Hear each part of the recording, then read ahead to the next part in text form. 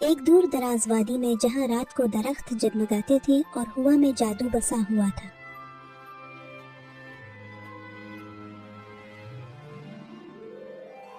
ایک ننھی سی لڑکی رہتی تھی جس کا نام مہرین تھا۔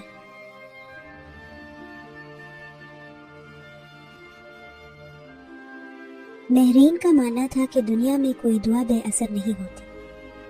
ایک رات اس نے جنت سے آتی ہوئی ایک مدھم سی آواز سنی۔ وہ آواز کسی مدد کی فریاد تھی۔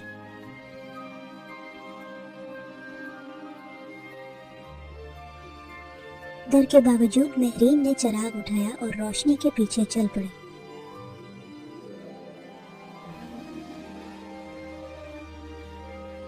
وہاں اسے ایک ننھا سا پرندے ملا جس کے پر ٹوٹے ہوئے تھے لیکن آنکھوں میں امید باقی تھی۔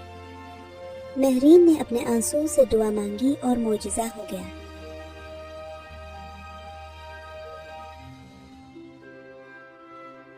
پرندہ روشنی میں بدل گیا اور ایک پری بن کر آسمان کی طرف اڑ گئی۔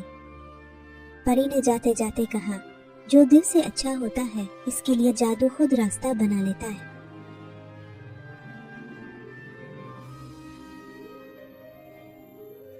اگلی صبح وادی پہلے سے زیادہ روشن تھی۔